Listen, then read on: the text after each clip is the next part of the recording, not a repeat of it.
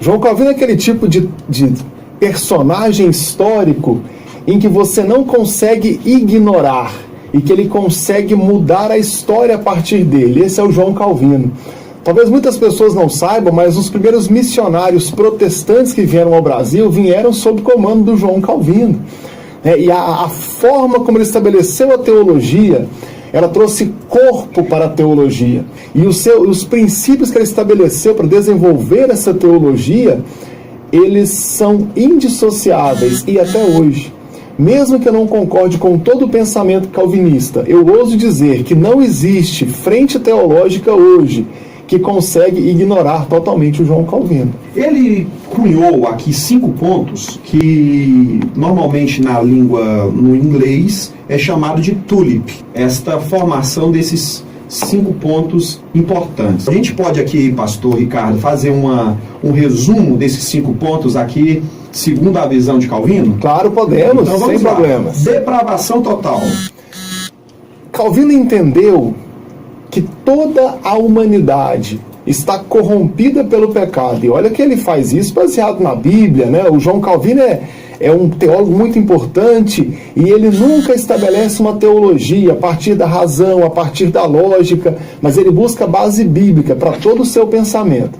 Vamos lá, depravação total da humanidade. Quando Paulo diz todos pecaram e destituídos estão da glória de Deus, e ele bebe um pouco também em Martinho Lutero, no Cativeiro Babilônico da Igreja, no livro Nascido Escravo, quando Lutero entende que toda a humanidade foi corrompida pelo pecado. Logo eu já nasço, o ser humano nasce corrompido pelo pecado. Então ele vai entender que em toda a extensão do homem, ou seja, em todos os meus sentimentos, nas minhas decisões, na minha consciência, eu estou sujo, depravado pelo pecado. Portanto, depravação total.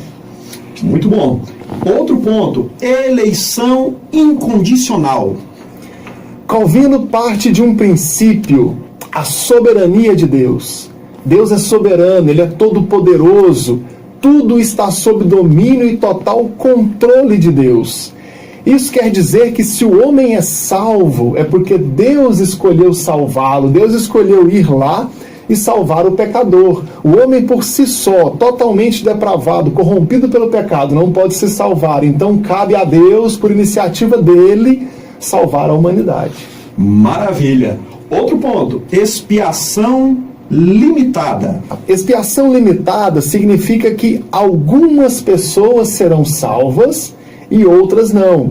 Quer dizer que o sangue de Jesus na cruz, segundo Calvino, ele não foi desperdiçado em vão. O sangue de Jesus foi derramado para aqueles que foram eleitos, escolhidos para a salvação. Quem é contrário a essa visão da expiação limitada? Qual é o posicionamento que ele toma, pastor? Calvino entendeu, a partir de Efésios capítulo 1, que em amor nos predestinou segundo o bom propósito da sua vontade, de que Deus escolheu, na sua soberania, quem serão os salvos. Esses vão, quando ouvirem a pregação, vão se converter. Quer dizer que Jesus não morreu por todos, morreu pelos escolhidos. Esse é basicamente o ponto calvinista. O Jacó Arminius, ele tinha um pensamento diferente, que foi apresentado não por ele, por discípulos dele, ao Sínodo de Dort, e foram chamados de remonstrantes, ou seja, que eles mostraram novamente. O que eles entenderam? Não. Na verdade, Jesus morreu por toda a humanidade, mas por ninguém em especial. E aqueles que, ouvindo a pregação, reconheçam a Cristo como Salvador e se convertam, eles serão salvos. Ou seja, para o João Calvino, Jesus morreu pelos escolhidos. Para Armínios, ele não morreu em ninguém em especial, mas por todos, ao mesmo tempo por ninguém. Aquele que ouve a pregação é que é salvo. O que é graça irresistível? Esse é mais um dos pontos em que o João Calvino bebe do Lutero.